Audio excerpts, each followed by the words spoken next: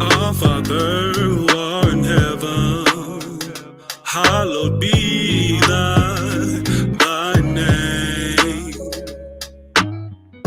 Thy kingdom come, thy will be done, here on earth as it is in heaven.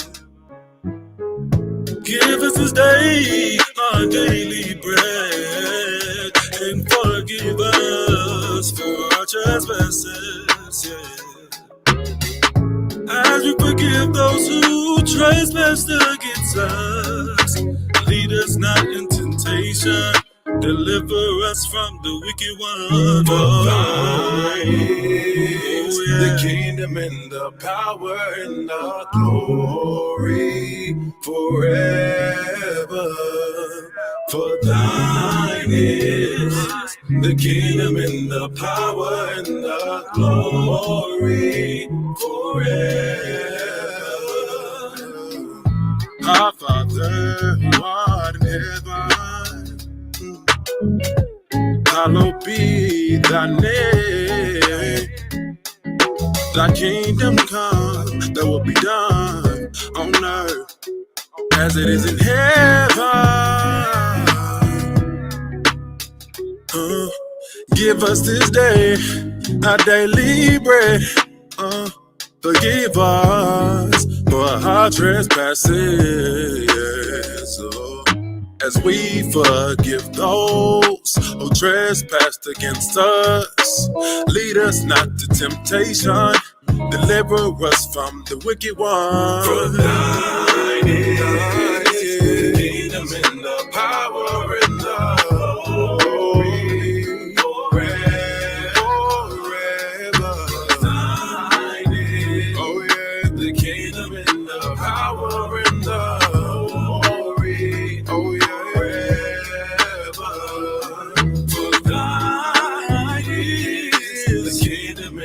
Power and the glory forever. 'Cause thine is the kingdom and the power and the glory forever.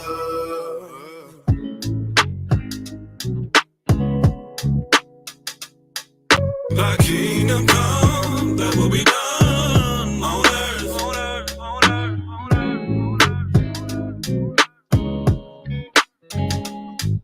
Thy kingdom come, that will be done on earth.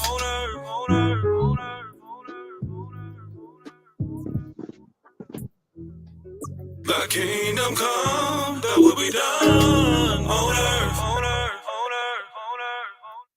Thy kingdom come, thy will be done on earth as it is in Shamayim. Shabbat shalom, Shabbat shalom, Shabbat shalom. This is yet another Sabbath Yom that we are blessed to be a part of. All praises to the Most High Power, Yahuwah, Bahashem, Yahushua HaMashiach, and to the 12 tribes of Israel who are scattered to the four quarters of the earth. I say shalom wa baruki, that is peace and blessings. And I cannot wait to the day that the Most High brings us back together, and we are once again 12 tribes, one family, one nation, under the Most High Power, under one covenant. Hallelujah. Hallelujah. I'm joined this afternoon by my most esteemed Kenaniah. Shabbat shalom, Aki. Hey, Shabbat shalom, Aki. Ashar Shabbat, Yasharal. Call Halal Yahweh, Bahashem, Yahweh Shah, Barakatah. Hallelujah. Happy Sabbath. All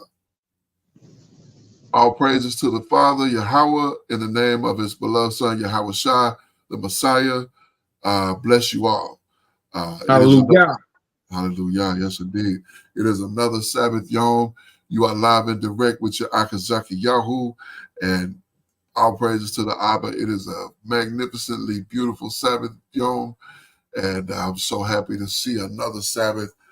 We don't take it lightly, and we certainly don't take it for granted that the Abba has enjoined unto us another day of rest. And I'm so thankful to be here.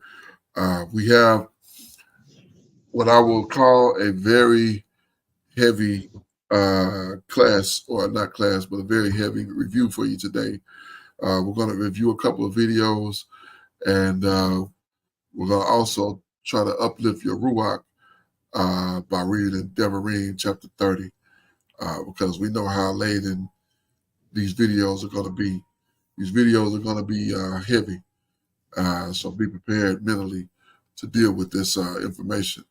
But this is information of our history that our ancestors had to endure. And so we can't just put it out of our minds and act like it didn't happen or it doesn't exist. And scripture says in the Torah, remember the days of old. Ask your father, ask the elders, and they'll tell you. I'm paraphrasing because I'm not getting it directly right. I believe is that 32? Is that 32? Am I thinking that right? Man, I can't recall the address. All right. Remember the days of old. Yeah, let me see if I can find that real quick. I want to say it's 32. I may be wrong. Let me just take a quick look here.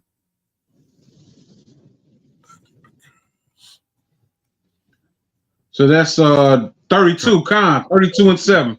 All praises, hallelujah. Let's go to it real quick, and let's get it up on the screen here real quick. This is the book of Devarim, or Deuteronomy, chapter 32 and verse 7. Remember the days of old. Consider the years of many generations. Ask your father, and he will show you. Your elders, and they will tell you. So yeah, that's just a little food for thought. So as we move into the video review, be mindful that this isn't something that you just read about or something that you just hear about. This is our history, our heritage, and what happened with our ancestors. This is what happens when Israel is absent of our power. So here we go. We're going to go ahead and jump to it.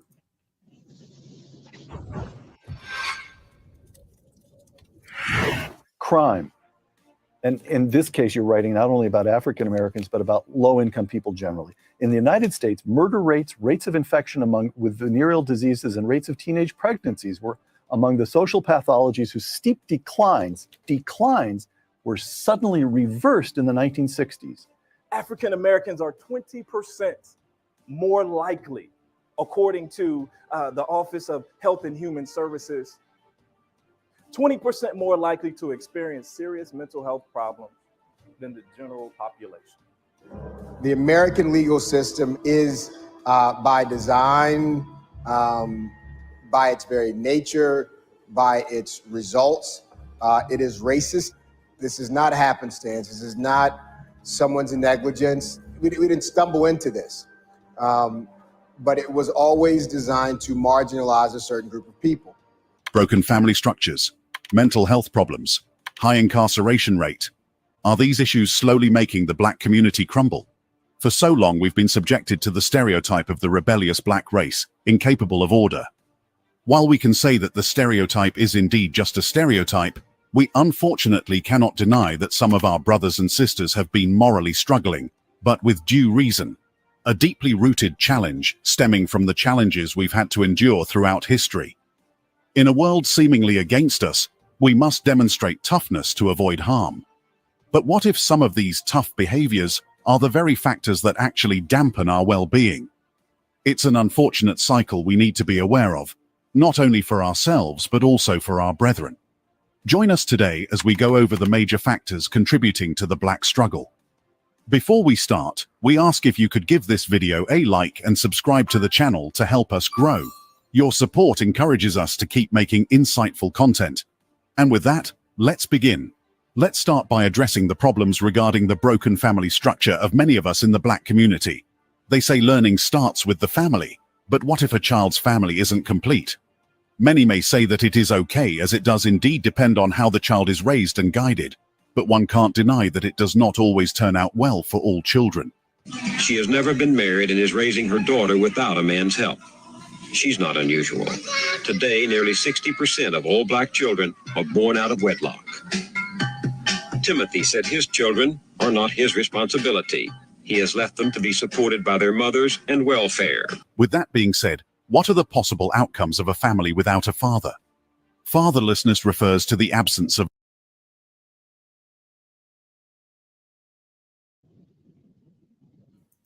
Salakia, let me just say, Timothy is a lowlife, and he should be ashamed of himself. He's an embarrassment to himself, his nation, his tribe, and anybody who looks like him. He is an embarrassment, and he ought to be ashamed of it, because that is not a representation of our people and how things should operate. Unfortunately, this is the reality of the curses. But for a man to say, my children are not my responsibility, you're not even a man. You're just a chump with a rod. That's all you are, because that's all you're good for. So I'm not going to get on Timothy too long, because I understand this, but no, that's not acceptable. That's not acceptable, and there's no excuse for behavior like that. Yeah, come. And the scripts say, you know, you're worse than an infidel. You know, the man that does not take care of his own family is worse Right. than a non-believer. Worse than, yeah, indeed. So, and to say something like that in an interview, my children are not my responsibility. What kind of you a beast? That's what it is. You a beast. That's how animals behave. And some animals don't even behave like that. So Right. some animals are better than you, which is ridiculous. But let's continue. of a father figure in a child's life, often due to factors such as divorce, incarceration, or abandonment. Between 1970 and 2022, the percentage of Black children residing in single-parent households with their mothers rose from 29.5% to 45.6%. The sad thing is, this breakdown of the family structure within the Black community has deep historical roots, including the legacy of slavery, which often separated families. In modern times, research has also consistently shown that children growing up in father-absent homes are at a higher risk for various negative outcomes, including lower academic achievement, higher rates of delinquency and crime, increased likelihood of substance abuse, and poorer mental health outcomes. This is because without a positive male role model in the household, there is a chance that children may struggle to develop a sense of identity, self-esteem, and social skills. To further expand on this topic, research suggests that children from father-absent homes tend to have lower academic achievement compared to those from two-parent households. This disparity may be attributed to factors such as reduced parental involvement, lack of academic support and guidance, and increased instability within the household. Without a father figure to provide encouragement, structure, and role modeling, children may struggle academically and have lower educational attainment levels. Children growing up without a father in the home are also at a higher risk of engaging in bad behaviors and exhibiting conduct problems. Without a positive male role model to provide discipline, guidance, and supervision, children may be more susceptible to peer influences and involvement in risky behaviors and activities. The absence of a father figure may also contribute to feelings of abandonment and anger, which can manifest in behavioral issues. A great example of this is the 9-year-old rapper called Lil RT. At a young age, he was stripped of his innocence and childhood. But this 6 to 9-year-old is allowed to have his video stay up. There's nothing wrong with the video that you're about to see from Lil RT. Take a listen.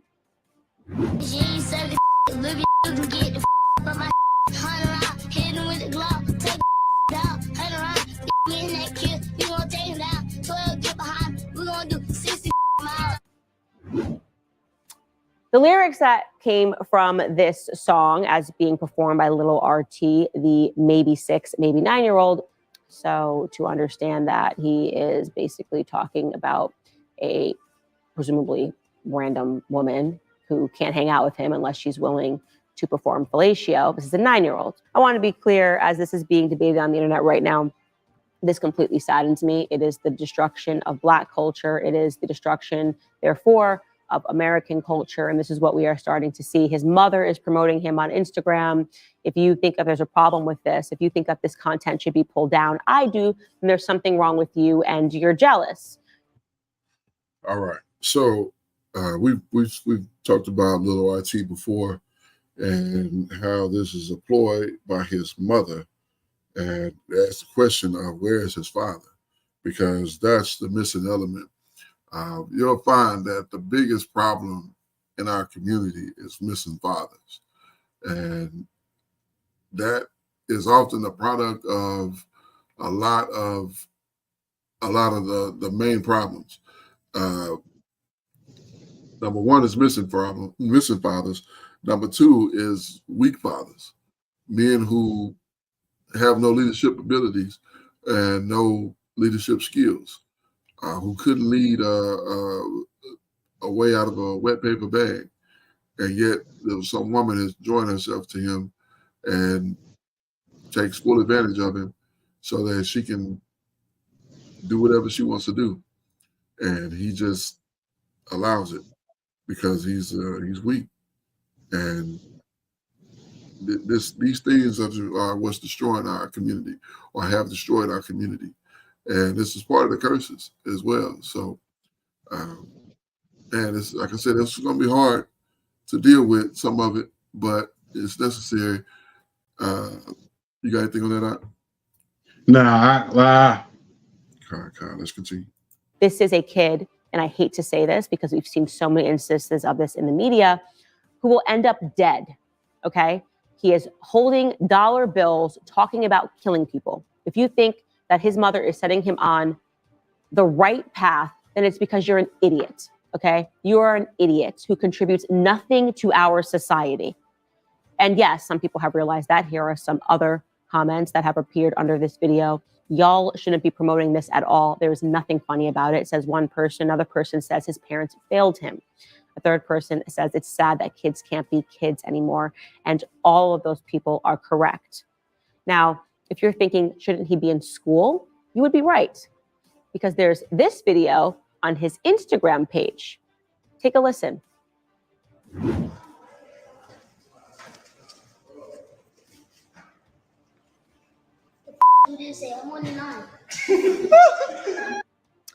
So they're laughing. He obviously has taken a piece of paper. He attempts to read it and says, "What the F does this say? I'm only 9," which is to suggest, obviously, that he can't read. So he needs somebody to come read that. People are giggling and laughing. It's not funny. If you are, in fact, 9 years old, not only should you be able to read, you should be able to read chapter books, okay? You should be in the 4th grade. And the 4th grade is when I began reading Harry Potter. If you can't read a piece of paper when you are 9 years old, then your mother has failed you, the school system has failed you, this country has failed you, and you have no chance. And it's not because of you. It's honestly not this kid's fault, which is why I'm not going to sit here and make fun of him. It has everything to do with his surroundings and the crisis that I am talking about in this country. All right, so-called Black people also. She mentioned that at his age, she was reading Harry Potter. Stop giving your children stupid books to read.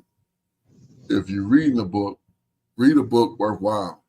Harry Potter is a wicked, evil book that should not be in the hands of our children. That's not anything that has anything to do with who we are or what we're doing. That's not something that you should use to entertain your children. And that's a terrible read. It's good that she was reading it at that age, but why would her parents give her Harry Potter of all things? Like, you gotta proof these things before you hand them to your children and just let them have at it. I mean, that book is demonically evil. It's all kind of wickedness in that written in that text. And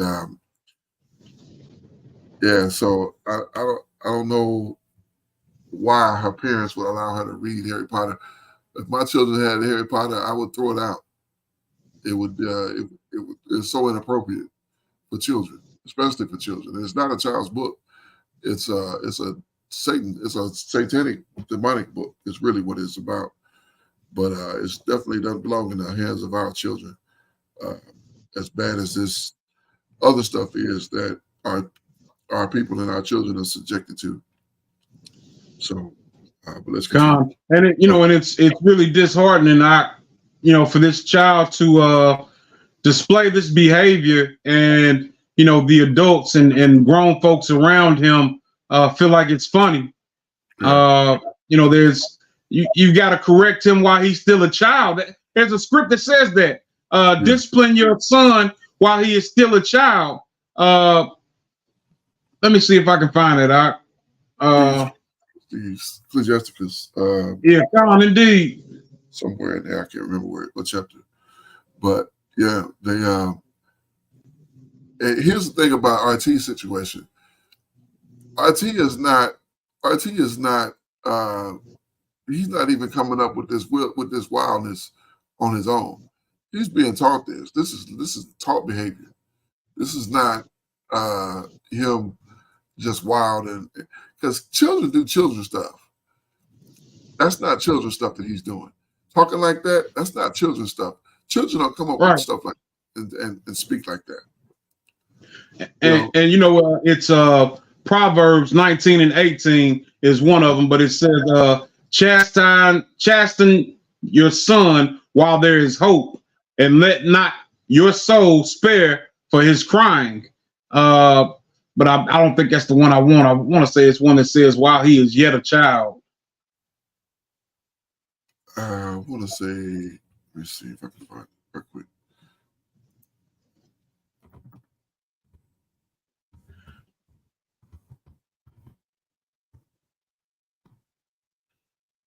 Uh, 19 and 18. I was thinking because 30 and 12. Man. So 19 and 18, it reads, chastine. No, that's the same one. That's the same verse. So I don't know. Hopefully I'll find it before we adjourn this afternoon. Okay, kind. Here, let me see what this Ecclesiasticus says here. All right. There's 30. Want to say 30 and 12? That's what I'm looking for.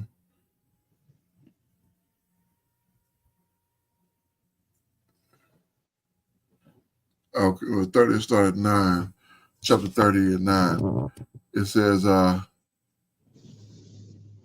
cocker your child that he should cocker your child that he shall make you afraid. Play with him, and he will bring you to heaviness. Laugh not with him, lest you have sorrow with him. At least you gnash your teeth in the end. Give him no liberty in his youth, and wink not at his folly. Bow down his neck while he is young, and whoop him or beat him on his side while he is a child. Lest he wax stubborn and be disobedient unto you, and so bring you your sorrow to your heart. Chasten your son and hold him to labor, lest his lewd behavior be an offense unto you. So yeah, children need discipline. That's what this is teaching us here. And without giving them discipline, you're setting them up for a great failure. And that's what little RT is being set up for, a great failure. And they think it's cool because he on YouTube and he on this and that, and he's getting views, and his parents are getting, or his mother is getting money. And, so that part is she's enjoying. But the reality is that this young man is going to grow into a problemsome teenager, a problemsome adolescent, a problemsome teenager, and an even more problemsome adult if he make it that far. So she's really setting herself up, and him too, for a very bad situation going forward. So, but let's continue.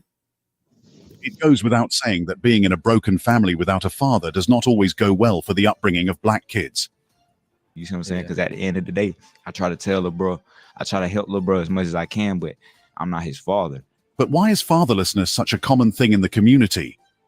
Let's figure out together the possible reason why. But don't you think you might need help in raising that baby from a man? Not really.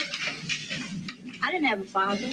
My father wasn't in the home, so it really, male figures are not substantially important in the family. Many black women have. So your father not being in the home is a curse. It's a curse against our people. It's not something that you should perpetuate or continue. It's something that you should seek to stop, put an end to. That means, women, you need to find a man and be agreeable with him, get along with him, act like it means something to you to lose him. Because what often happens in too many situations is that men are put in compromising positions where they feel like their only way is out because this woman is disrespectful. Therefore, the children become disrespectful. And rather than lose his cool, the man would leave. That's in some instances. And then in some instances, you got the jerk that we was at the beginning talking about his children are his responsibility. If you have a child with a man like that, that's on you. If you have a child with a man who you treat like dirt and he leaves, that's on you as well. You need to treat your man with respect and deal with him like he means something to you. And don't think that you can raise a child by yourself, because your track record of raising children by yourself sucks. You're failing. You need to stop it. You need a husband. You need a father in the house for your children, and not a father meaning some other man. You need the father of your children. You need to be with this man. Your husband and your children's father should be the same person. So stop this foolish behavior, because it's unruly. You got anything on that? Lie. Let's continue. Have chosen to raise their children alone for various reasons. Black women who grew up without a father have a higher chance of choosing to build a family without one. This reason can be traced back from the time where black families were separated from each other in history, as mentioned above. Also, black individuals and families often face lower wages nowadays compared to their white counterparts, even when equipped with adequate qualifications such as education and experience. This wage gap can make it challenging for them to afford basic necessities and maintain a decent standard of living. Low wages can also contribute to financial stress and strain within households, which may lead to conflicts and instability. This trend was further enforced when welfare policies were enacted. See, this video that they're showing on the backside here, it probably not, is he didn't really talk about it. But what this is depicting is this man basically he's in turmoil. Meanwhile, this woman, she got this money in her hand and she feel like she on top of things, where he feels like he's inadequate. You know what I'm saying? So she goes to her job and everything is copacetic. He goes to his job and if he's even able to work a job, he often feels like he's not getting what he should be getting. And that's a setup of this society, where they'll take a so-called black woman and they'll treat her in a better position than they will in a man. So when she goes home, she feels like she on top of things, and meanwhile he's struggling trying to make sure things are kept going. So instead of him feeling like he's the king or he's the head of the house, he feels instead inadequate. This is a sign right here that you're in a relationship that's about to fail, because this man is only resolution is going to be to leave here, because she flashing money in his face. like he is without value, and he probably goes in and works and does everything he needs to do, but yet it still is made to feel inadequate. So we got to learn these behaviors and stop them. That's why we bring these videos out, so we can learn from these things. Come. All right, let's continue. In 1963, the primary welfare program in the United States was the Aid to Families with Dependent Children, or AFDC, established as part of the Social Security Act of 1935. AFDC provided financial assistance to low-income families with children, but it was criticized for various reasons, including concerns about dependency and the impact on family structures. It is often said that the structure of welfare programs, including AFDC, inadvertently incentivized single motherhood. Critics of these programs argue that the eligibility criteria and benefit structure provided more support to single-parent households, particularly those without a male breadwinner. Consequently, some Black women may have felt compelled to raise their children alone to access welfare benefits, or may have found it financially advantageous to do so. Now that we've learned that many grew up without a complete family structure, it is safe to say that this fact has a chance to affect a person negatively. One of the effects of growing up in an incomplete family structure is mental health problems. Mental Health America states that approximately 13.4% of the US population identifies as Black or African American, and among this percentage, 16% are reported to have mental illness. The total count is estimated to be over 7 million people.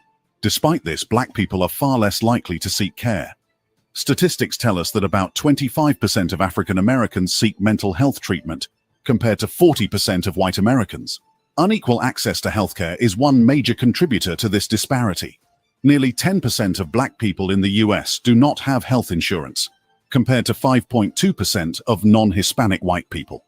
When members of the Black community do seek mental health care, they are more likely to receive it from an emergency department than from a mental health specialist.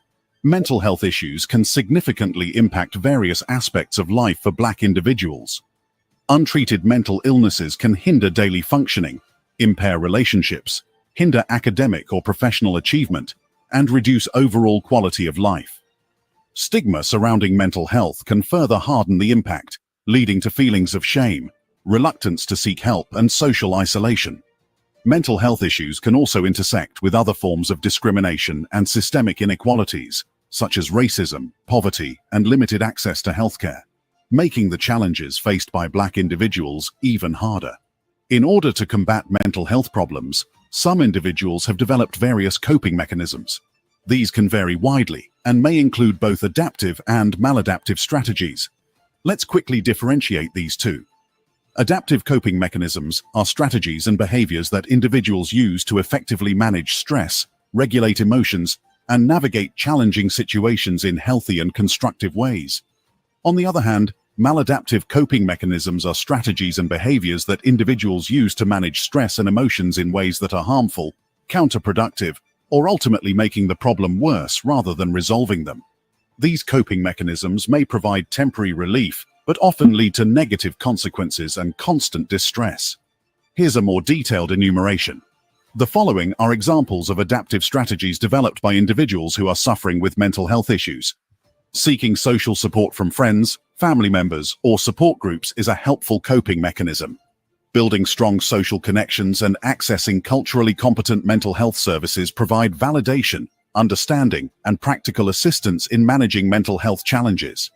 Identifying and addressing the root causes of stressors, actively seeking solutions, and taking practical steps to resolve problems also alleviate the feeling of uncertainty and anxiety. Some individuals view challenging situations in a more positive light, finding meaning or opportunities for growth, and maintaining an optimistic outlook. Unfortunately, some individuals suffering with mental health issues are using destructive coping mechanisms. Some may turn to the usage of substances as a way to cope. While this can provide temporary relief from negative emotions or thoughts, it often leads to consequences and can worsen mental health issues in the long run. Some individuals may cope with mental health issues by avoiding stressful situations, emotions, or responsibilities altogether. And while avoidance may provide temporary relief, it can reinforce feelings of helplessness and prevent individuals from effectively addressing and resolving underlying issues. What's worse is, some may engage in risky behaviors such as gambling, reckless driving, and other unsafe practices. These behaviors can be harmful to oneself and the people around. But are these enough to justify the high incarceration rate? With this, let's move on to another issue that the Black community deals with. The percentage of Black Americans residing in the general US is estimated to be 13%. But would you believe it if we... Go ahead. So, real quick with that, the mental health issues, if, you don't have to go there, but looking at Ecclesiastes chapter 7 and verse 7, it reads, "Surely oppression maketh the wise man mad, and a gift destroyeth the heart." So looking at the first part of that verse, like when you see the word mad, you think like oppression makes you angry, but that's not what it's talking about. Mad as in crazy, right. Madness as being mad and insane. That's what this oppression has done. While we see brothers and sisters on the side of the street appearing to be talking to themselves because they've been put through so much, Indeed, 1,000%, and that's a horrible reality that we do deal with. And I'll be honest with you, I found myself at times, and don't get me wrong, I don't think that I'm that far off, but I found myself at times, we talked about, I think was it yesterday, when I was driving, and sometimes I ask myself, like, what are you doing? What am I doing? What am I thinking about? Like, why am I driving like this? Like, I don't have a care to be, like, I don't have a care. Like, I don't have something to be important for or to live for. Like, I think it's just a mental, I think it's just a mental situation that'll put you in a place where you don't even realize you're there. You know what I'm saying? You just, in your mind, you just regularly operating, because that's what we've been doing. We've been just going through without understanding exactly what it is that we really dealing with. And man, you gotta evaluate those things, and those things gotta be brought to your attention. You see a cat on a motorcycle just zoom, he going over 100. Like, what? That's reckless behavior. Why would you do that? Because in his mind, like, what he got to lose? Worst thing that could happen could be he could die. You know what I'm saying? And you remember how some of the lyrics and things like that. If I remember one of the artists that I used to listen to, he said, what did he say? He said, if I go to jail, it got to be better than living like this. I'm like, what? Like, are you crazy? Like, bro, I'm sure you're not saying that now because he's in prison. But anyway, that's how we perpetuate things. That's how we continue things, and it's how we see things. Put the value that we need to on what we need to put the value of things on. So that's what happens. But let's continue here. We told you that among all of those individuals, 37% is in prison or in jail. Despite evidence showing how disproportionately the law is applied to African Americans across the country, the justice system continues to lock up Black men in huge numbers, and the harsh sentences haven't significantly impacted levels of crime. The best social science research that we have shows no correlation between incarceration and crime rates. So the idea that somehow mass incarceration has led to a decline in crime, the best research that we have indicates that the two are not related.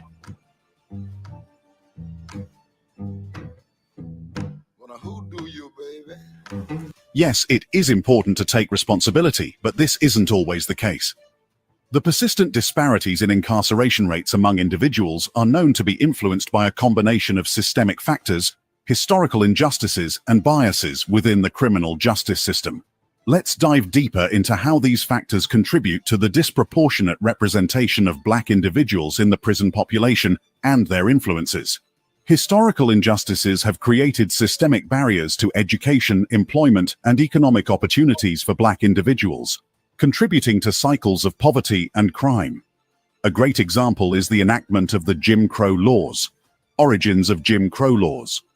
Jim Crow laws were a system of state and local laws enacted in the southern United States after the Reconstruction period, lasting roughly from the late 19th century to the mid-20th century.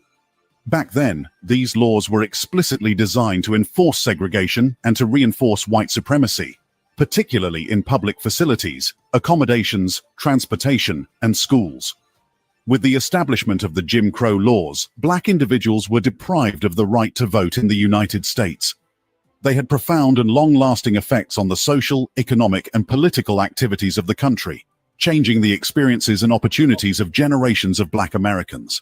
Nowadays, racial profiling and discriminatory policing practices still disproportionately target Black individuals for surveillance, stops, and arrests. Black individuals are more likely to be subjected to biased tactics such as stop and frisk, aggressive traffic stops, and use of force, even when compared to other individuals with similar behaviors or criminal histories. They are more likely to be charged with offenses, prosecuted, and sentenced to harsher penalties compared to their other counterparts for similar crimes.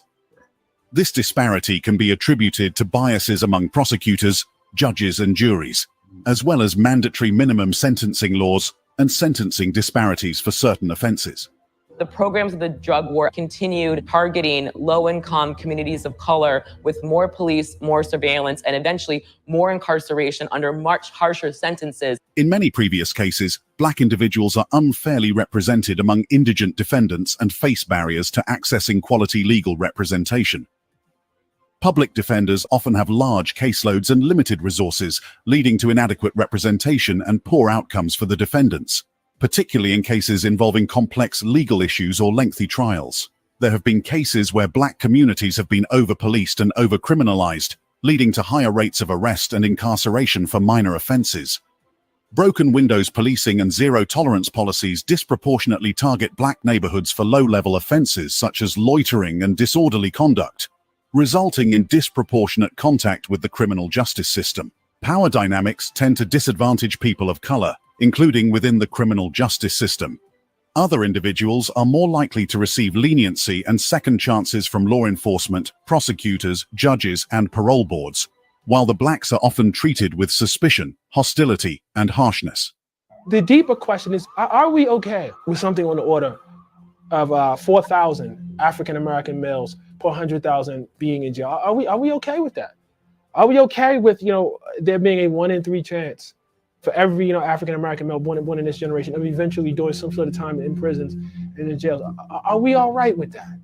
And that goes to the deeper question of, are we all right with Black people in the position that they are in our society? Or do we have some sort of, long-term commitment to justice?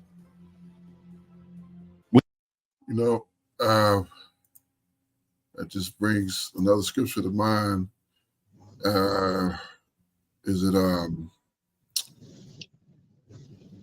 Yoel?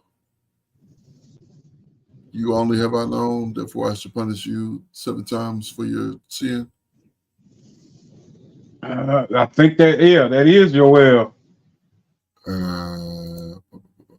That's no, I'm sorry, Salakia. That's Amos 3 and 2. Amos, Salakia, my bad. Yeah, my bad. I had Joel 3. I think of Joel 3. All right. It's the book of Amos, chapter number 3, verse number 2. Actually, verse number 1. Hear the words which Yahuwah have spoken against you, O children of Israel, against the whole family which I brought up out of from the land of Mizraim, or Egypt, saying, you only have I known of all the families of the earth. Therefore, I will punish you for all your iniquity. So that's the promise that we get from the Abba, because we belong to him. Where's that other one? Chasten. If you don't chasten, he's a bastard. Is that Oh, gracious. Just came to me. I can't remember where it's at. I remember Choir brought that out. I'm trying to think. He's a bastard. Let me see. He who he chastens. Who he chastens Who he chasts not. is a bastard. Uh-huh.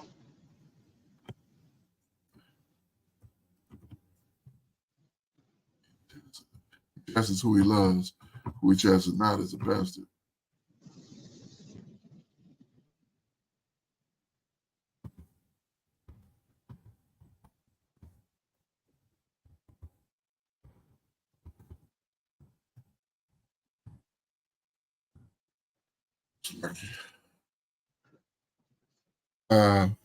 Yep. 12. Hebrews 12. Yep. 12:6. Yes, indeed. I was thinking it was in one of the so-called Old Testament prophets. Oh, I knew it was in the OT and the New T, but I couldn't remember. I didn't think it was Hebrews. All right. This is the book of Hebrews, chapter number 12, verse number 6. For whom Yahuwah loveth, he chastens and scourges every son whom he received. If you endure and chasten, Yahuwah deal with you as with sons. And what son is he whom his father chasteneth not? But if you be without chastisement, wherefore all are partakers, then you are bastards and not sons. So the reason that the Abba get on us and let these negative effects take a hold of us is because we're his children. And he deal with us as children and not as bastards. So he treats us as his own children, as his sons, and not as bastards. So that makes me feel good at the same time as this makes me feel heavy. So let's continue. With all these factors of unfair judgment and treatment in mind, we are not saying that black individuals don't commit crime. But what if we are trapped in a position where it's really hard to do the right thing? With that, let's talk about the factors that are affecting the general state of living for the black community. Housing discrimination has long been a significant issue. Historically, practices such as redlining systematically denied loans and insurance to people in certain neighborhoods based on race, leading to segregated housing patterns and limited access to quality housing for black people. Even today, black individuals face barriers to fair housing opportunities, including discriminatory lending practices, unequal access to affordable housing, and disparities in home ownership rates. Studies have shown that black Americans are more likely to experience housing insecurity, including eviction and homelessness, compared to other individuals living in the United States. Additionally, gentrification often displaces long-standing black communities, further exacerbating housing instability and undermining social cohesion. The most striking disparity can be found among African Americans, who represent 13% of the general population but account for 37% of people experiencing homelessness and more than 50% of homeless families with children. This imbalance has not improved over time. Black individuals experience disproportionate health disparities compared to white individuals across a range of health indicators. These disparities are influenced by a combination of social, economic, and environmental factors. Black Americans are more likely to suffer from chronic health conditions such as hypertension, diabetes, and obesity, which can be attributed to systemic inequalities, including limited access to healthcare, nutritious food, safe environments, and opportunities for physical activity. Khan is also highly contributed to the curses. So let's get that real quick. Devarim, chapter number 28. Curse, let me see. Full the land, spinning the knees, comes astonishment. Land and show us through the cattle, siege, and to the delicate serve word. As make plagues, wonderful, marvelous sickness. Here it is, verse 61. Also, every sickness, this is the book of Devarim, chapter number 28, verse number 61. He says, also, every sickness and every plague which is not written in the book of this Torah, them will Yahuwah bring upon you until you be destroyed. Let that sink in. Look at your environment and not just yours, the environment of your people. Look at the situation and circumstances and let that verse sink in. Let's continue. Disparities in healthcare access and quality can also contribute to poorer health outcomes for Black individuals. They are less likely to have health insurance coverage, receive preventive care, and access timely and appropriate medical treatment. Additionally, systemic racism and discrimination in healthcare settings can result in mistrust, delays in seeking care, and disparities in treatment and outcomes. The other thing that many people don't know is that for us, on many plantations, health care was attended to by veterinarians, not by physicians. So there's been a long, deep distrust of health and the care of our people. Black individuals often face prejudice and discrimination in various aspects of daily life, including employment, education, and public spaces. The pervasive stereotype of Black people as dangerous or threatening contributes to systemic biases and unequal treatment. This can lead to heightened levels of stress, fear, and trauma. Negative stereotypes and perceptions of Black people as threatening can impact opportunities for employment, housing, and social integration, enabling cycles of disadvantage and marginalization. Despite the challenges and obstacles that Black individuals face, it is worth noting that each day, Black individuals across the world defy the odds, break barriers, and achieve greatness in their respective fields. From various industries, the accomplishments of Black individuals is proof of the limitless possibilities that exist for those who dare to dream and work hard to turn those dreams into reality. So, to all the Black individuals out there, remember that your dreams are valid, your voice matters, and your potential is boundless. Keep pushing forward, striving for excellence, and never give up on your dreams. Despite the challenges you may face, know that you are not alone, and our community stands with you, cheering you on every step of the way. Yeah, you can definitely come out of it. You can definitely get to the next level. It's just a matter of being willing to do the work, but don't sell out. I would implore you not to sell out to try to get where it is that you really want to be. Do not sell out. Don't sell your soul for money or fame or anything. If you're gonna get out, let it be hard work, perseverance. But the best way, the easiest way, the quickest way to get out is to serve the Most High Power as He have commanded us. As it is written in the text, deal with Him as He have commanded us. All right. So this next video comes to us again from our brothers over at Black Journals. Shout out to Black Journals for the great work that they do in putting these videos together. This one is called Exposing the Untold Treatment of Black Slaves in Pictures.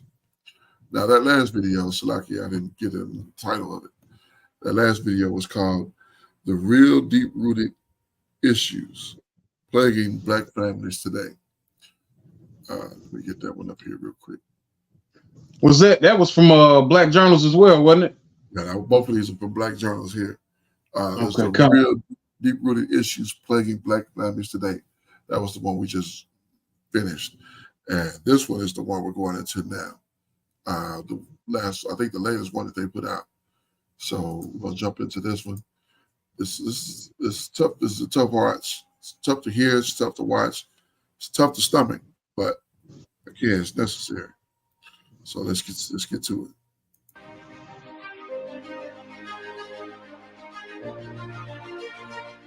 Slavery still stands today as one of the worst forms of cruelty against blacks. which reeks of terrible injustice, bondage, and gross oppression. The word slavery without a doubt triggers profound anger within you. But have you seen actual footage of the harsh reality of black slaves? Your skin would definitely crawl. Each picture displayed in this video tells the disturbing story of the pain, struggles, and humiliation our ancestors once faced in the wicked hands of slave masters. Before we embark on this photographic flight back in time, kindly give us a thumbs up and subscribe for more captivating videos. Perhaps this is one of the most popular images from the historical archives of slavery. This over 150-year-old picture speaks nothing but the horrors of blacks in the hands of the wicked slave masters. The story behind this photo is worth a moment of deep reflection. The man in the picture was known as Gordon, who in the fall of 1862 received gross whipping for some strangely undisclosed reasons. The whipping, which was likely from the cat-o'-nine-tails whip, took huge chunks of flesh from different points on his back, leaving deep open wounds. After the plantation owner dismissed the overseer responsible for the brutal assault, Gordon spent the next 2 months recovering in bed. During this time, he made the decision to flee. On March 1863, he escaped from his home, journeying eastward toward the Mississippi River. Upon discovering his absence, his master rallied several neighbors, and they pursued him with a pack of bloodhounds. Aware of the pursuit, Gordon had smartly prepared by carrying onions from the plantation, which he used to mask his scent. He did this by smearing the onion juice on the soles of his feet to cover his scent as he ran for his dear life. His quick thinking paid off as he successfully evaded capture, arriving at the safety of Union soldiers stationed in Baton Rouge 10 days later. Despite his torn clothes and mud-covered body, he had managed to travel approximately 80 miles to freedom. While stationed at this encampment, Gordon made the decision to join the Union Army. His enlistment marked the forefront of a movement that saw nearly 200,000 African Americans granted the opportunity to serve in segregated units, a decision made by President Lincoln just months earlier. During his medical examination before being officially inducted into the Army, military physicians uncovered extensive scars on his back.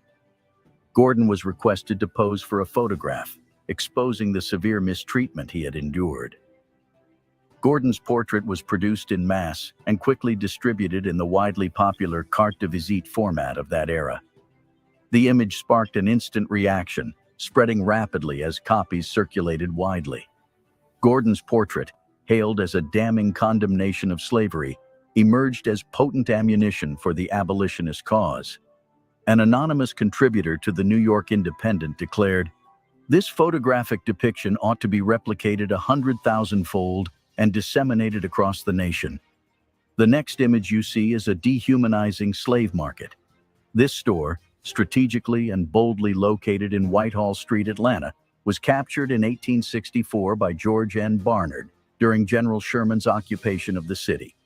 The sole purpose of this store was strictly to commodify human lives.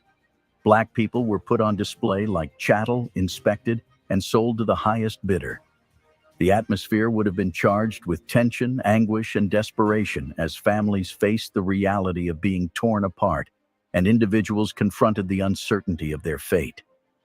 Merchants, brokers, and plantation owners profited greatly from the buying and selling of enslaved blacks, fueling a cycle of exploitation and cruelty that enriched a privileged few at the expense of countless lives. What's even more chilling about this picture is the figure of a black-armed Union soldier sitting casually outside the store and reading a book like nothing inhumane was going on inside the store. The next image portrays the brutality black slaves endured for years. They were chained painfully to wooden stacks secured around their necks and wrists, which no doubt would be greatly discomforting.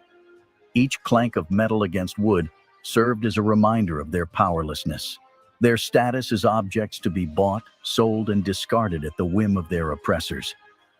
For the enslaved man in this picture, each day brought with it a new onslaught of torment and inhumane treatment. From the grueling labor in the fields under the scorching sun to the constant threat of punishment for the slightest transgression, their existence was defined by suffering and fear. Chains were a well-known feature of the slave trade, employed from the moment of capture into the life-threatening journey across the Atlantic and throughout the harsh realities of plantation life. The process of chaining slaves began with the capture and transportation of individuals from their homes to the coastal ports, where they would be loaded onto slave ships bound for the Americas. Shackled in overcrowded and unsanitary conditions, often lying in their own urine and feces for weeks or even months, the journey known as the Middle Passage was a harrowing ordeal marked by sickness, death, and despair. Upon arrival in the New World, these slaves were subjected to further chaining and confinement. They were often chained together in long lines of men, women, and children, linked by iron restraints, forced to march for miles under the scorching sun to their final destinations on plantations or auction blocks. If they happened to find themselves on a plantation, these slaves were frequently chained to prevent escape or rebellion. Iron collars, known as slave collars, were fastened around their necks, sometimes with protruding spikes or bells to discourage escaping and serve as a warning to others. Additionally, ankle chains and leg irons were used to restrict movement and enforce labor discipline. These chains were often heavy and cumbersome, causing discomfort, injury, and long-term physical damage to those forced to wear them. Again, this is a gruesome representation of the extent of human wickedness. In this picture, you can see how captured slaves were cramped tightly together on a ship as they went on a journey of no return. The lack of space and consideration for their comfort is glaringly evident as bodies are pressed against one another in a terrible display of human cargo. As the journey progresses, the toll on their bodies becomes increasingly evident. Cramped muscles, aching joints, and the stench of bodily wastes fill the air, creating an environment of unspeakable horror. For those afflicted by severe motion sickness, the ordeal is compounded by bouts of vomiting, further worsening their suffering. One would expect a rise in death tolls due to the lack of proper feeding, swift spread of disease, and poor ventilation. The dead bodies and terribly sick individuals were thrown into the cold sea to be lost forever. Despite their terrible circumstances, enslaved individuals were expected to maintain their physical health and appearance in order to command high prices once they arrived at their destination.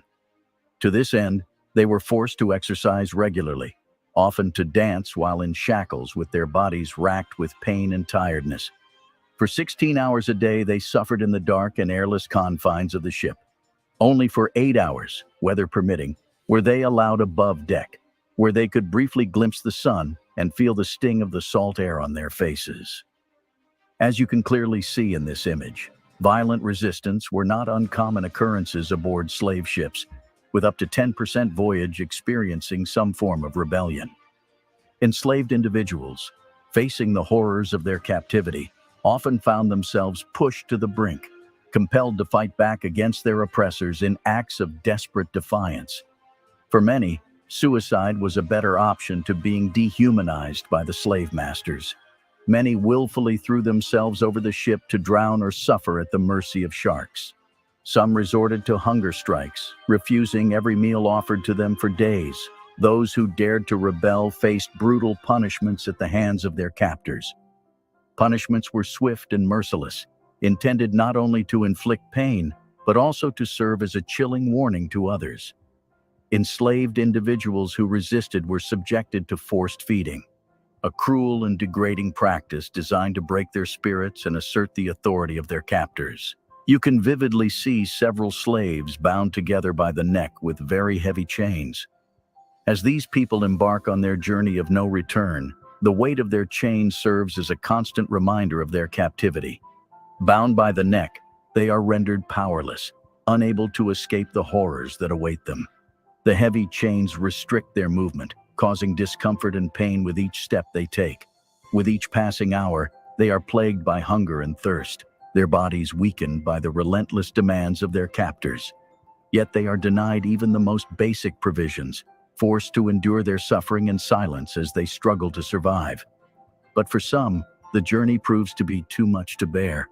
Exhausted and depleted, they succumb to death along the way, their bodies left to simply rot. Their deaths are mourned by none, and their names forgotten. Public floggings with the cat-o'-nine tails, a whip with 9 knotted cords attached to a handle, were another common form of punishment. These brutal displays of violence were intended to inflict maximum pain and humiliation. Slave owners were terribly cruel to the people they enslaved. Whippings were a common punishment for slaves who did something wrong, no matter how little, or disobeyed their owners. Sexual violence was also widespread, especially against black women and girls. Slave owners would rape them, treating them like objects for their pleasure. To control them even more, slave owners would sometimes use iron muzzles to stop slaves from eating while they worked and speaking to one another. This made them feel even more powerless and dehumanized. Even the food they worked hard to grow was often denied to them. This showed how little their owners cared about their well-being. In the illustrated photo by Thomas Brannigan, a former slave trader turned abolitionist, you can see a disturbing apparatus designed to prevent escape and impede rest for enslaved individuals who attempted to flee captivity. The illustration portrays 2 particularly cruel devices, the mouthpiece and necklace and the flat iron. The mouthpiece and necklace served a dual purpose of restraint and punishment.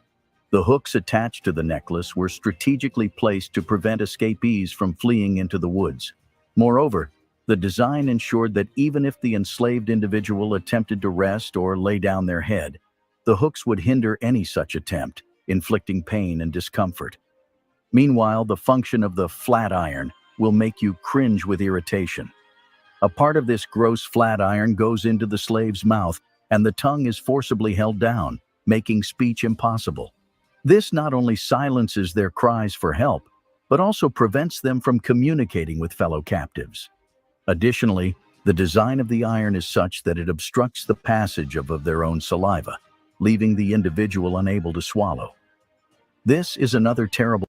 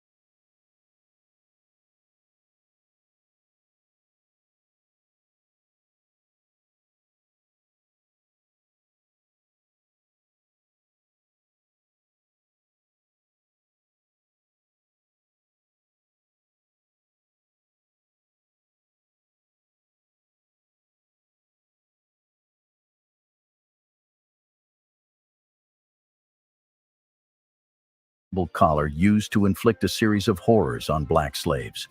This cold iron collar was usually fastened tightly around the slave's neck. Like you can see, it has 3 extending arms with bells on it. The purpose... Slacky, my bad. I was on mute. I didn't realize it.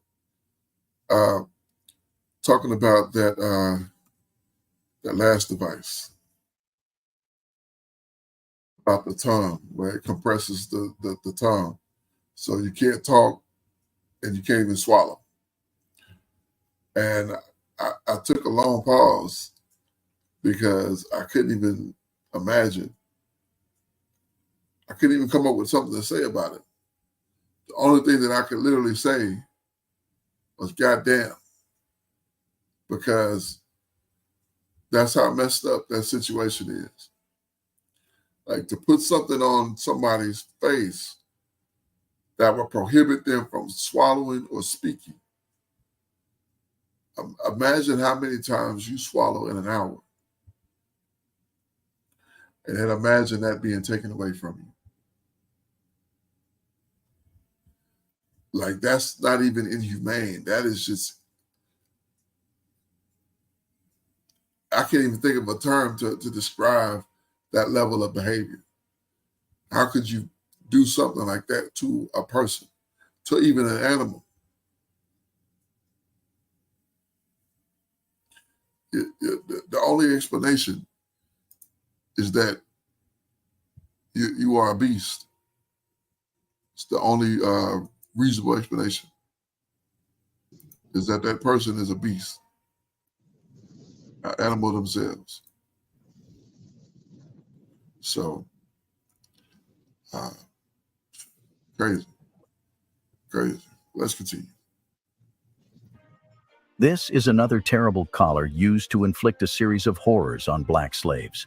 This cold iron collar was usually fastened tightly around the slave's neck. Like you can see, it has 3 extending arms with bells on it. The purpose was to alert others if the slave attempted escape. The sound of the bells would signal their presence.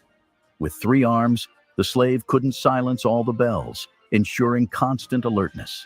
In short, these slaves faced horrible torture. The picture shows a very important time in history when different empires were dealing with the money-making business of slavery. Some countries were starting to realize how wrong it was and were trying to stop it. But others were still making a lot of money from it and didn't want to change. The photo itself shows African slaves from East Africa being saved and brought onto a British Navy ship called HMS Daphne. The people from Africa on the HMS Daphne were freed specifically from Arab slave traders. This shows how widespread the slave trade was and how the British Empire worked to stop it. The HMS Daphne was initially sent to make sure a treaty with the Sultan of Zanzibar against slave trade was followed. But the selfish Sultan, who was obviously making quite a lot of money from stealing the freedom of innocent people, wasn't keeping to the agreement. This situation shows how hard it was for people who wanted to end slavery. In Britain, for example, the fight to end slavery began in 1760. Both white and black abolitionists worked together against powerful groups who said the slave trade was necessary for the economy. Some even said that enslaved Africans were happy, which was a lie used to keep slavery going. However, through persistent advocacy and activism, the British Empire eventually abolished slavery with the passage of the Slavery Abolition Act of 1833. This legislative milestone marked a significant victory in the fight for human rights and dignity. The next picture you're about to see is one that could drive you to tears.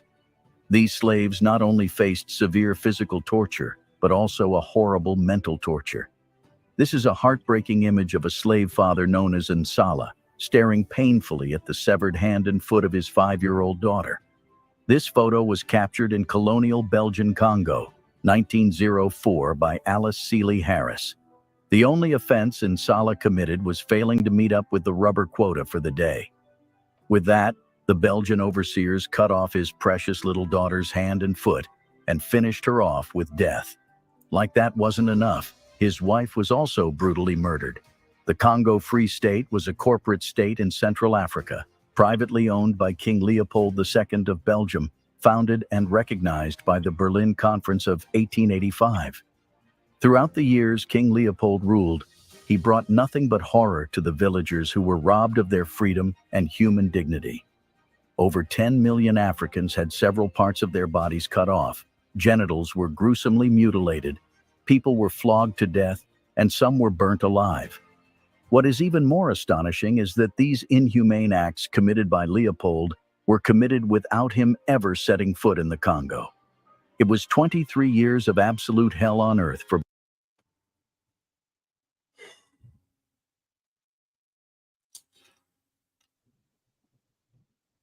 I don't know if anybody watching this has ever seen this before, but you look at this picture of this man.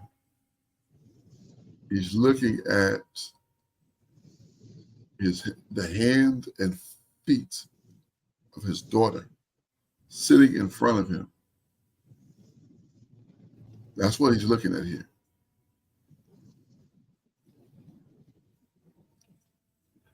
His daughter's limbs are sitting in front of him, and he's looking at it, trying to understand why this is occurring to him, why this has happened to him. I mean, this is not even inhumane. This is beyond inhumane. This is beyond anything that is a reason. Someone takes your child's hand and foot and severs it, and then sits it in front of you. And all he can think about is how he could have prevented this. How is it possible he could have stopped this? That's his only thought. How is it possible that I could have saved my daughter? And it's mind-boggling. I don't even know how he's able to sit there. Truthfully, I mean, he's in shock. He's got to be in shock. That could be the only reasonable explanation.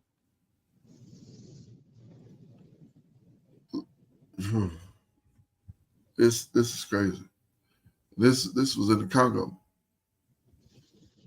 where the Belgians went and pillaged our people in Congo. You know, and you don't hear about it too often, but you know, it was much more brutal than what Hitler did. Leopold was so much worse than how Hitler was, huh? Yeah. You know, I would love to get my hands on Leopold and put my hands around his neck. I wish he was still living. I'll go find him. I would love to put my hands around his neck and just slightly increase just slightly. Like this manner of behavior is so far beyond anything reasonable. You know, it's sickening. I can't even put it in words. I can't even put it in words. I just feel so horrible for this poor man. And by the way, this happened because he worked, but yet they said he didn't work hard enough. Right. So they took his daughter's hand and foot and killed her and set it in front of him.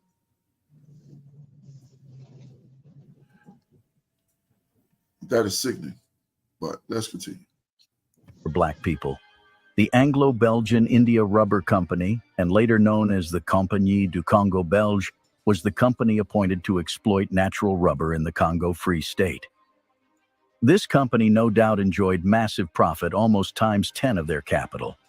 But of course, this was achieved with the sweat, tears, and blood of millions of Africans. If people failed to collect enough rubber as required, they could be sentenced to death. Additionally, the military force, known as the Force Publique, had a rule that they had to bring back the hands of anyone they shot as evidence. This rule was because there was a fear that they might use the expensive ammunition, which was brought from Europe, for hunting instead of their official duties. Several hands were mutilated due to unreasonable quota demands. The sight of baskets filled with severed hands, presented to European post commanders, represented the Congo Free State. Collecting hands became a primary objective. Soldiers of the Force Publique would deliver them to the stations instead of rubber. Sometimes they would even prioritize gathering hands over collecting rubber. Hands became a form of currency, used to compensate for deficiencies in rubber quotas and to fulfill demands for forced laborers. Additionally, soldiers of the Force Publique received bonuses based on the number of hands they gathered. The final image is a proof that truly, pictures are worth more than 1,000 words. We could literally read into the souls of these unique individuals whose hearts are filled with anguish. We can even see the young, beautiful lady trying to keep herself together as tears welled up in her eyes. Taken in 1850, this photograph showcases Rennie Taylor and his daughter Delia, among the earliest known slaves in the United States. It is part of a series of early photographs known as daguerreotypes. Rennie's haunting gaze into the camera is striking, prompting curiosity about the source of his haunted expression. Rennie and Delia were forced into posing completely naked by Louis Agassiz, a Harvard University professor. Louis Agassiz indeed promoted theories of racial differences, but his role in justifying slavery was more indirect. Agassiz was a proponent of polygenism, a now discredited belief that different races had separate origins and were distinct species. However, his work primarily focused on natural history and the classification of species, rather than directly justifying slavery. While Agassiz did engage in research related to race and human variation, he did not explicitly seek to justify slavery. However, his theories were often misused by others to support racist ideologies, including those advocating for slavery. It's important to note that Agassiz's contributions to science were significant, but his views on race were deeply flawed and have rightfully been condemned. Time without number, Delia had her innocence snuffed out of her as she posed without dignity in front of a team of photographers, and had every inch of her body groped, fondled, and manhandled by so-called scientists. Rennie and Delia were reduced to mere specimens in Agassiz's quest to validate racial superiority. They represent the countless lives commodified, bodies objectified, and humanity denied. As you ponder deeply on these thought-provoking images, do not ignore the uncomfortable truths they show. These photos reveal the terrible suffering endured by enslaved people over many generations. Their humanity was taken away to make money and gain power. In essence, let's remember these photos not just as a reminder of our past, but as a reason to work together to end unfair treatment and make sure everyone is treated with utmost respect. Man,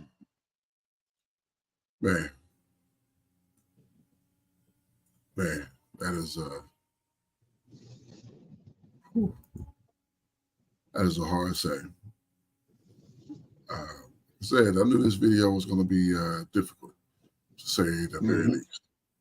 But these things are necessary. We need to understand these things and deal with them. So, with such a heavy laden couple of videos that we've watched, and again, shout out to Black Journals for the great work that they did in putting these things together. You're supposed to feel that way. It's not supposed to make you okay or feel good. It's supposed to make you heavy in your heart, in your mind, in your spirit, to know that this is where your ancestors went through. People who you descend from, this is what they had to go through. Because the idea here is not to get angry and go on top of a building and start shooting people.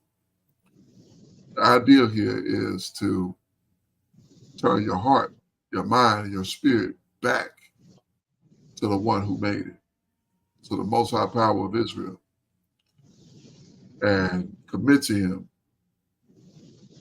in all your ways and follow what he has set forth for you to do, for us to do as a people. This is why we've been subjugated to these situations and these circumstances, because we went off from our Father. And these are the punishments. Now, let's move to Devarim, chapter number 30, verse number 1 here. Headline reads, restoration promised. He said, restoration is promised. Yeah, restoration is promised. That's what we can look forward to. Restoration. Praises to the Abba. Hallelujah. Hallelujah, indeed. All right, verse 1. And it shall come to pass, when all these things have come upon you, the blessing and the curse, which I shall set before you, and you shall call them into mind among all the nations whither Yahuwah your power have driven you, and you shall return unto Yahuwah your power, and you shall obey his voice according to all that I command you this day, you and your children, with all your heart and with all of your soul, that then Yahuwah your power will turn your captivity and have compassion upon you, and will return and gather you from all the nations, whether Yahuwah your power has scattered you. If any of you be driven out unto the uttermost parts of Shamayim, of heaven, from there will Yahuwah your power gather you, and from there will he fetch you. And Yahuwah your power will bring you into the land which your fathers possess, and you shall possess it. And he will do you good and multiply you above your fathers. I mean that when you read in the text and you read about our most prominent time, the time of King Dawid and all of his positive exploits, that means he's going to multiply us above our most prominent King Dawid. We're going to have it better than he had it. Verse 6, and Yahuwah your power will circumcise your heart and the heart of your seed to love Yahuwah your power with all of your heart and with all of your soul, that you may live. And Yahuwah your power will put these curses upon your enemies and on them that hate you, which persecuted you. And you shall return and obey the voice of Yahuwah and do all his commandments, which I command you this day. And Yahuwah your power will make you plenteous in the works of your hands, and in the fruit of your body, and the fruit of your cattle, and the fruit of your land, for good. For Yahuwah will again rejoice over you for good, as he rejoiced over your fathers. And if you shall hearken unto the voice of Yahuwah your power, to keep his commandments and his statutes, which are written in the book of the Torah, and if you turn unto Yahuwah your power with all of your heart and with all of your soul, for this commandment which I command you this day, it is not hidden from you, neither is it far off. It is not in Shamayim. You shall say, who shall go up for us to Shamayim and bring it unto us, that we may hear it and do it? Neither is it beyond the sea, that you may say, who shall go over the sea for us and bring it unto us, that we may hear it and do it? But the word is nigh unto you, in your mouth and in your heart, that you may do it. Choose life. Verse 15.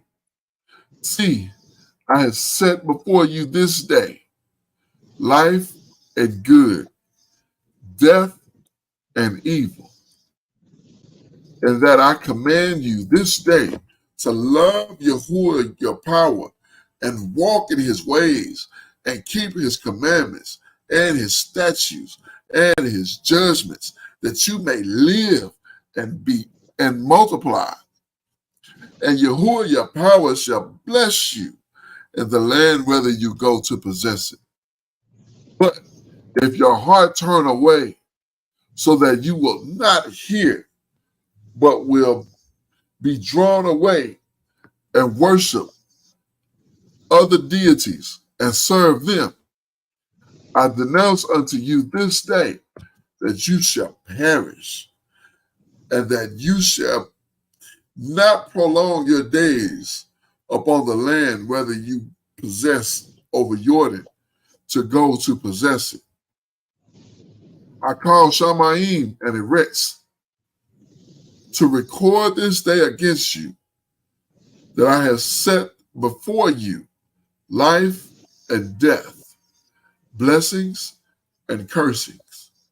Therefore, choose life, that both you and your seed may live, that you may love Yahuwah your power,